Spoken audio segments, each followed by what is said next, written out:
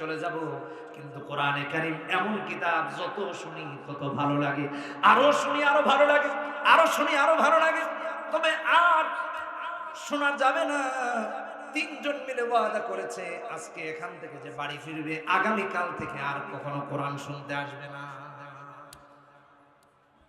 বলতেছে আজ ফিরে যাও বাড়িতে, আগামীকাল থেকে আর কোরআনে কারীম শুনতে আসা যাবে না। তিনজন ওয়াদা করে গেছে, পরের রাতে বসছে, তিন রাত নবীজির কোরআন শুনতে আসা। একজন আরেকজনকে জিজ্ঞেস করে আমাদের কোন কর্মসূচি, কোন প্রতিজ্ঞা, কোন কমিটমেন্ট কোরআনের বিরুদ্ধে ঠিক রাখতে পারতেছি না। নেতারা বলতে লাগলো মুহাম্মাদুর রাসূলুল্লাহ সাল্লাল্লাহু আলাইহি ওয়াসাল্লামকে আমরা কেউ বলি পাগল, কেউ বলি জাদুঘর, কেউ বলি গণক, কেউ আবার বলি কবি, কেউ বলি এটা সেটা। কিন্তু বিশ্বাস করো কোরআনে কারীম যদি আল্লাহর কালাম না হতো এত ভালো লাগা কখনো কাজ করতো না। আল্লাহু আকবার, চিৎকার দিয়ে বলি আল্লাহু আকবার। এই কোরআন পড়তে রাজি আছি তো ইনশাআল্লাহ, আছি তো ইনশাআল্লাহ।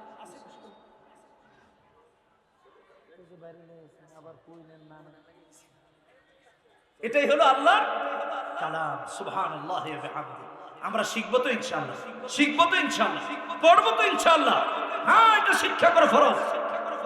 ইবনে মাজার হাদিস 229 নম্বর হাদিস, রাসূলুল্লাহ সাল্লাল্লাহু আলাইহি ওয়াসাল্লাম বলেন তালাবুল ইলমি ফরিদাতুন আলা কুল্লি মুসলিম, প্রত্যেকটা মুসলিম নরনারীর উপর ইলম দ্বীন শিক্ষা করা ফরজ। অবশ্যই শেখা লাগবে, এমন অপশন নাই যে না শিখলে বাঁচার উপায় আছে, অসম্ভব। সমস্ত আলেমদেরকে সাক্ষী রেখে বলছি আর কোনো অপশন নাই। আল্লাহর বিচারালয়ে আপনি আমি বাঁচা।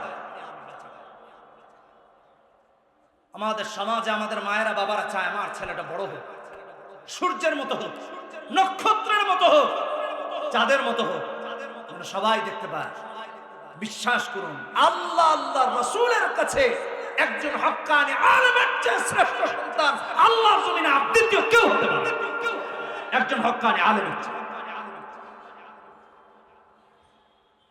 এমন কোন দৃষ্টান্ত দেখাতে পারবেন না যে আল্লাহ আলেমের চেয়ে মর্যাদা আর কাউকে দিয়েছেন আলেম গায়রে আলেমের মাঝে। এই জন্য ছেলে মেয়েকে আলেম আর আলেমে বানান, নিজের আলেম হন, কোরআন কারীম শিখুন।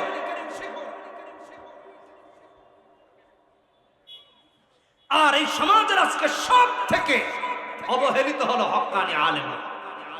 কথা বলেন ঠিক কিনা বেঠিক? মসজিদে হক কথা বললে তার শত্রু তৈরি হয়ে যাচ্ছে, মঞ্চে হক কথা বললে শত্রু তৈরি হয়ে যাচ্ছে। কারণ কি? কারণ যিনি শত্রু হচ্ছেন তার কোরআন আর সুন্নাহর কোনো জ্ঞান নাই। কোরআন সুন্নাহর জ্ঞান থাকলে কখনো তিনি এমনটা করতে পারতেন না, কখনো হতো না। অথচ একজন হক্কানি আলেমের মর্যাদা আল্লাহর কাছে আকাশচুম্বী।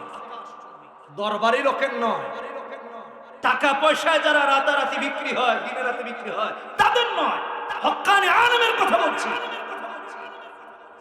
হ্যাঁ, সেই কথা আল্লাহ কালামে উল্লেখ করেছেন, উড়িয়ে ফেলার মতো কিছুই নাই।